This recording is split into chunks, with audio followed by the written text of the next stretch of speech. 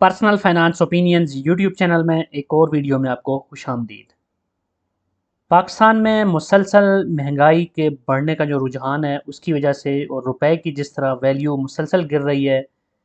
इससे बहुत से लोग परेशान होते हैं और ख़ास तौर पे वो लोग जो कि पाकिस्तान के अंदर मुख्तलिफ इन्वेस्टमेंट अपॉर्चुनिटीज़ को अवेल कर रहे होते हैं, उनके लिए पाकिस्तानी रुपए की जो गिरावट है वो बहुत ज़्यादा एक नेगेटिव इम्पैक्ट डाल रही होती है। क्योंकि जितना आप कमा रहे होते हैं या जितना आप किसी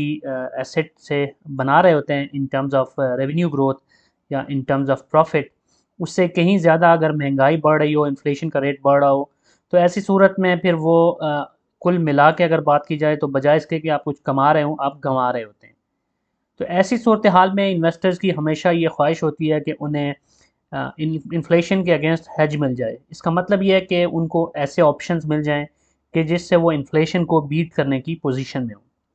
इस वीडियो में मैं 5 ऐसे ऑप्शंस की बात करूंगा जो कि पाकिस्तान में रहते हुए as an investor in Pakistan आप कंसीडर कर सकते हैं टू हेज अगेंस्ट इन्फ्लेशन।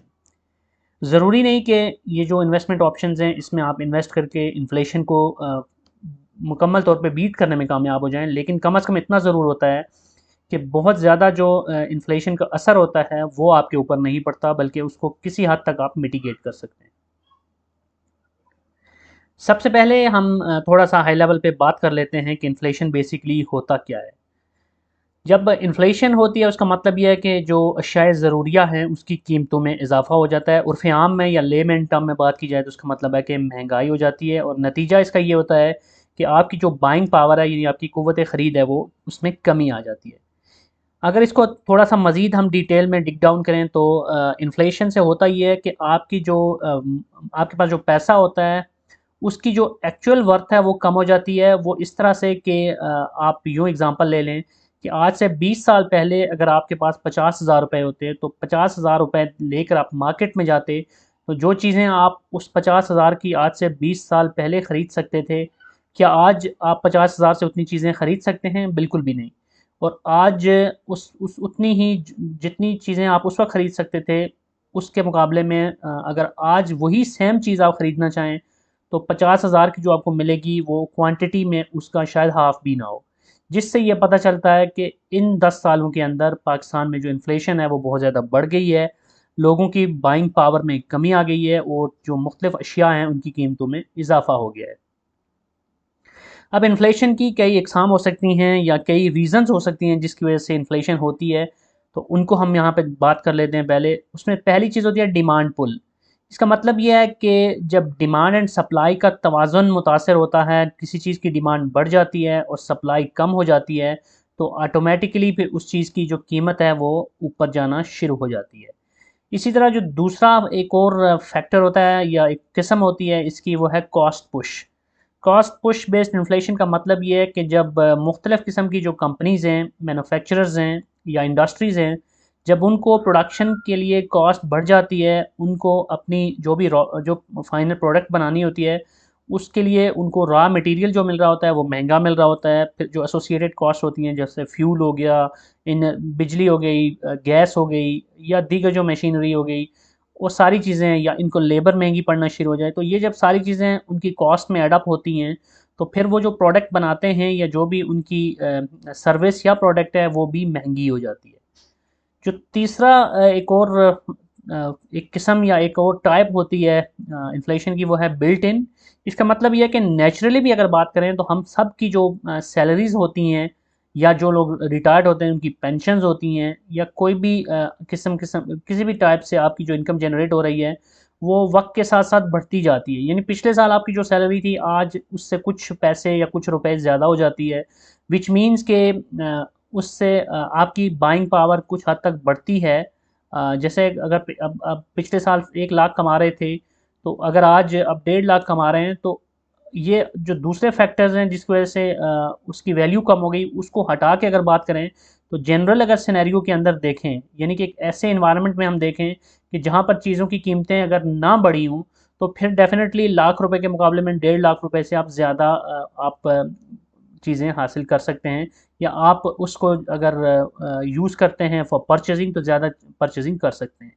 तो जनरल फिनोमिना भी ये होता है दुनिया भर में कि इन्फ्लेशन एक ख़ास स्टेडी रेट के अंदर मुसलसल बढ़ती रहती है। ये अलग बात है कि पाकिस्तान की अगर बात करें तो यहाँ पर थोड़ा सा गंगा उल्टी बह रही है और यहाँ पे आवे का आवा बिगड़ा हुआ है, जिसको कह सकते हैं कि यहाँ डिमांड पुल बेस्ड इन्फ्लेशन भी हो रही है, कॉस्ट पुश बेस्ड इन्फ्लेशन भी हो रही है, और बिल्ट इन की तो ज़रूरत ही नहीं, क्योंकि ऑलरेडी डिमांड पुल और कॉस्ट पुश की वजह से यहाँ पर इतनी ज़्यादा इन्फ्लेशन हो जाती है कि फिर जो नेचुरल फ्लो में इन्फ्लेशन बढ़ती है वो यहाँ पर बेमानी सी हो जाती है। अब इन्फ्लेशन क्या है और ये क्यों हो सकती है और उसके क्या इम्पैक्ट हो सकते हैं, उसके बात करने के बाद हम 5 उन ऑप्शंस की बात करते हैं जो पाकिस्तान में रहते हुए ऐसे इन्वेस्टमेंट ऑप्शंस हैं जिनको हम इन्फ्लेशन हेज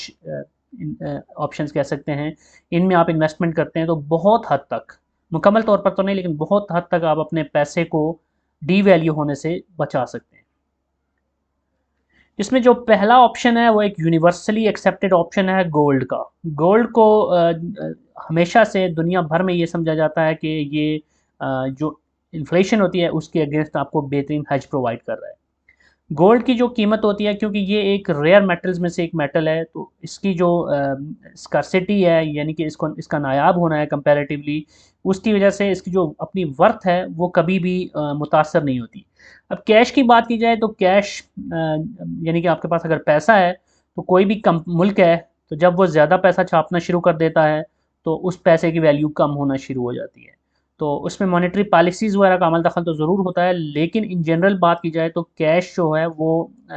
कभी भी आप अगर अपने पास रखते हैं तो वो इन्फ्लेशन को से आपको बचा नहीं सकता। यही वजह है कि कैश के बजाय उन ऑप्शंस को देखा जाता है जो कि इन्फ्लेशन हेज आपको प्रोवाइड करें, और जिनमें अगर आपने अपना पैसा लगाया हुआ है तो उसको वो डी वैल्यू उस तरह ना हो जिस तरह के नॉर्मल कैश हो रही होती। तो इसमें गोल्ड एक बहुत बड़ा फैक्टर है। तो गोल्ड में इन्वेस्टमेंट करने का मतलब ये है कि आप गोल्ड लेकर अगर ख़ुद रखना चाहते हैं, जैसे गोल्ड के बिस्किट्स होते हैं या कॉइन्स होते हैं, कुछ लोग वो लेके रखते हैं। इसी तरह गोल्ड फंड्स भी होते हैं कुछ जिनके अंदर लोग इन्वेस्टमेंट करते हैं। इन एनी शेप अगर आपके पास गोल्ड है तो गोल्ड हमेशा आपको इन्फ्लेशन के अगेंस्ट एक हेज प्रोवाइड करेगा। और एग्जांपल के तौर पर मैंने बहुत से ऐसे केसेस देखे हैं कि कुछ लोग अपना जो गोल्ड लिया होता है उन्होंने बहुत अरसा पहले, तो चूँकि गोल्ड की कीमत टाइम के साथ बढ़ती रहती है, जब इन्फ्लेशन आती है तो उसको बीट करने के लिए गोल्ड की कीमत ऊपर जा रही होती है, तो फिर वो उस गोल्ड को इन फ्यूचर यूटिलाइज़ करके उसको बेचकर एक अच्छा पैसा हासिल कर सकते हैं। इमेजिन कीजिए कि 2005 में आपने कुछ गोल्ड लेके रखा हो, और या इमेजिन कीजिए कि आपका एक और दोस्त है जिसने 2005 में उन्हीं उतने ही पैसे कैश में किसी अपने करंट अकाउंट में रख दिए। अब 2023 के अंदर वो बंदा कि जिसने पैसे अपने अकाउंट में रख दिए थे, उनके उसके पैसों की क्या वर्थ होगी आप सोच सकते हैं। हम एग्जांपल के तौर पे लेते हैं 5 लाख रुपया। तो 2005 में अगर किसी ने 5 लाख रखा तो आज 2023 में उस 5 लाख की क्या वर्थ होगी, ना होने के बराबर कंपैरेटिवली उस बंदे के कि जिसने 2005 में 5 लाख रुपए का गोल्ड ले लिया, और आज गोल्ड की जो प्राइस है उसके हिसाब से देखें तो वो एक अच्छी खासी रकम बनती है। अब जो दूसरा ऑप्शन है वो है रियल एस्टेट। पाकिस्तान में अगर ख़ास तौर पे बात की जाए तो यहाँ पर तो रियल एस्टेट को बहुत ज़्यादा प्रमोट किया जाता है, और यहाँ पर जिसके पास थोड़ा सा पैसा भी आ जाता है तो उसकी यही कोशिश होती है कि कोई प्लॉट ले लिया जाए या कोई घर ले लिया जाए। इसमें रियल एस्टेट में दोनों ऑप्शन होते हैं। रेंटल प्रॉपर्टी भी आप ले सकते हैं या फिर कमर्शियल प्रॉपर्टी, रेजिडेंशियल या कमर्शियल ले सकते हैं, उसमें रेंटल यील्ड वाली प्रॉपर्टी ले सकते हैं। प्लस कुछ लोग ये करते हैं कि वो प्लॉट्स ले लेते हैं, ज़मीन की कीमत वक्त के साथ बढ़ती रहती है, तो इन्फ्लेशन के अगेंस्ट जो है ना वो उनको कुछ हद तक हेज मिल जाता है। क्योंकि आपने अगर एक किसी सोसाइटी में जबकि वो नई नई डेवलप हो रही होती है तो वहाँ पर प्लॉट्स की कीमत अमूमन बहुत कम होती है, तो वहाँ पे अगर आपने कोई प्लॉट ले लिया तो उसको उस वक्त के साथ साथ जब वो एरिया डेवलप होना शुरू होता है और उसमें अच्छी खासी डेवलपमेंट होती है, लोग रहना शुरू हो जाते हैं, तो उसी प्लॉट की जो कीमत है वो कई गुना बढ़ जाती है। पाकिस्तान में बड़े बड़े जितने भी अमीर लोग हैं उनको देखें तो उसमें से मेजरली आपको वही लोग नज़र आएंगे जो कि प्रॉपर्टी बिजनेस टाइकून हैं। प्रॉपर्टी से ही उन्होंने ज़्यादा पैसा बनाया, क्योंकि यहाँ पर पाकिस्तान में इतना ज़्यादा इंडस्ट्रीज़ नहीं है, इंडस्ट्रियल लोगों का माइंडसेट भी नहीं है, और कुछ इन्वायरमेंट भी इतना साजगार नहीं है जहाँ पर बिजली गैस पानी के मसाइल ही हल ना हो। वहाँ पर लोग इंडस्ट्री लगाने के बजाय प्रेफर यही करते हैं कि वो कहीं कोई प्लॉट शलाट ले लें, कहीं पे कोई ऐसी ज़मीन ले लें कि जो वक्त के साथ साथ बढ़ती रहे उसकी वैल्यू और वो उनको फ़ायदा दे सके। तो ये इन्फ्लेशन के अगेंस्ट एक बेहतरीन हेज कंसीडर किया जाता है। उसके बाद जो तीसरा ऑप्शन है पाकिस्तान में ख़ास तौर पे वो है फ़ॉरेन करेंसी। फ़ॉरेन करेंसी भी मतलब कैश ही है, और वो कोई मुल्क अगर कैश ज़्यादा छापना शुरू कर दे तो वो भी डीवैल्यू होना शुरू हो जाएगा। लेकिन कंपैरेटिव टर्म में बात की जाए तो जितना पाकिस्तानी करेंसी गिर रही है, उस सिचुएशन के अंदर वो लोग जो कि डॉलर्स या कोई भी फॉरेन करेंसी हो गई, सऊदी रियाल हो गए, दिरहम हो गए, पाउंड हो गया, यूरो हो गया, कोई भी ऐसी स्ट्रॉन्ग करेंसी की बात करें तो वो अगर आपके पास है तो कंपैरेटिवली आप एक सेफ़र सिचुएशन में होंगे, और करेंसी की जो डीवैल्यूएशन हमारी हो रही है उतनी ही उनका करेंसीज की उतनी ही कंपैरेटिवली अप्रिसिएशन भी हो रही होती है। तो उस केस के अंदर आप पाकिस्तानी रुपए की जो करंट गिरावट है उसके बजाय इन करेंसीज की जो अप्रिसिएशन है उसका फ़ायदा उठा सकते हैं और इन्फ्लेशन को हैच कर सकते हैं। इसके बाद जो चौथा ऑप्शन है, ये पहला जो ऑप्शन मैंने गोल्ड का बताया था उससे मिलता जुलता है कि दीगर जो कमोडिटीज़ हैं वो भी एक काइंड ऑफ आपको इन्फ्लेशन हेज प्रोवाइड करती हैं। इसमें हम एग्जांपल ले लेते हैं स्टील की, स्टील हो गया, ऑयल हो गया, या कोई भी प्रीशियस मेटल्स हैं वो अगर आप लेकर रखते हैं। इसमें दोनों ऑप्शंस होते हैं, कुछ लोग तो फिज़िकली इनको होल्डिंग कर रहे होते हैं इसकी, या उनको होल्ड कर रहे होते हैं और उसको फिर फ्यूचर में बेचते हैं। या फिर दूसरा ऑप्शन ये है कि कमोडिटी इंडेक्स भी होते हैं, कमोडिटी बेस्ड ऑप्शंस भी होते हैं आपके पास इन्वेस्टमेंट के, जहाँ पर आप रियल में तो कमोडिटीज़ अपने पास नहीं रख रहे होते, लेकिन कमोडिटीज़ से रिलेटेड जो भी फंड्स होते हैं उसमें आप अपना पैसा डाल रहे होते हैं। बेसिकली ये भी एक बेहतरीन ऑप्शन है, क्योंकि एग्ज़ाम्पल हम पाकिस्तान की अगर लें तो स्टील की आप मिसाल ले लें। सरिया जो कि हमारी कंस्ट्रक्शन में इस्तेमाल होता है, वो हर चंद दिन के बाद हम सुनते हैं कि उसकी कीमत में 10,000 का इजाफ़ा हो गया, 20,000 का इजाफ़ा हो गया। अब मेरे ख्याल में 2 लाख से भी ऊपर पर टन उसकी प्राइस चली गई है। तो ये वो चीज़ें हैं जो कि वक्त के साथ ऊपर ही जा रही होती हैं। ऑयल भी एक ऐसी एग्जांपल है, प्लस और दीगर जो प्रीशियस मेटल्स हैं, कॉपर हो गया, प्लस सिल्वर हो गया, इस तरह की बहुत सारे ऑप्शंस हैं जिनको आप कंसीडर कर सकते हैं। और ये वो चीज़ें हैं जिनको अगर आप बजाय कैश के अगर इन चीज़ों को रखते हैं तो ये वक्त के साथ साथ अपनी वैल्यू को मेंटेन रखती हैं, और आपको रुपए की डीवैल्यूएशन की वजह से नेगेटिव इम्पैक्ट आपके ऊपर फिर नहीं पड़ता। इसके बाद इस लिस्ट में जो पांचवा ऑप्शन है वो डिविडेंड पेइंग स्ट्रॉन्ग स्टॉक्स हैं। Stock market, Pakistan stock market की भी बात करें अगर, तो मैंने बहुत सी ऐसी वीडियोस इस चैनल पे बनाई हैं जिसमें मैंने बताया है कि ऐसे इतने बहुत से शेयर्स आपको नज़र आएंगे जो कि ब्लू चिप कंपनीज़ हैं, और इन कंपनीज़ ने अगर लॉन्ग टर्म में देखें 10 साल या 20 साल का होराइजन लेके हम बात करें तो उतना डिविडेंड ही दे दिया है जितनी उनकी एक्चुअल वर्थ थी, और उससे कई गुना ज़्यादा भी दे दिया है। प्लस उसमें कैपिटल गेन अलग से है, और फिर अगर आप उसमें री इन्वेस्ट करते हैं, कंपाउंडिंग का फॉर्मूला लगाते हैं, रुपी कास्ट एवरेजिंग करते हैं, तो फिर इसमें जो आपको पोटेंशियल प्रॉफिट है या पोटेंशियल गेन्स हैं वो कई गुना हो जाते हैं।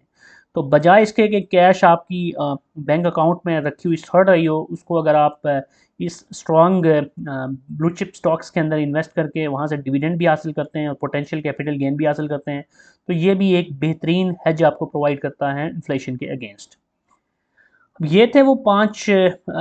पोटेंशियल ऑप्शन जिनको आप कंसीडर कर सकते हैं। इसके अलावा भी बहुत सारे ऑप्शंस हैं, लेकिन इस वीडियो में मैं इन्हीं 5 ऑप्शंस के ऊपर यहाँ पे वीडियो को कंक्लूड करूँगा। एंड आई होप कि ये आपके लिए एक फूड फॉर थॉट्स साबित होगी, और मे बी इनमें से कुछ ऑप्शंस ऑलरेडी आपकी इन्वेस्टमेंट पोर्टफोलियो में हूँ। तो कमेंट सेक्शन में आप बता सकते हैं कि इन 5 में से कौन कौन से ऑप्शंस हैं जिनको आप ऑलरेडी यूज़ कर रहे हैं, जिनको एक्सप्लोर किया है आपने और उनमें आप ऑलरेडी इन्वेस्टेड हैं।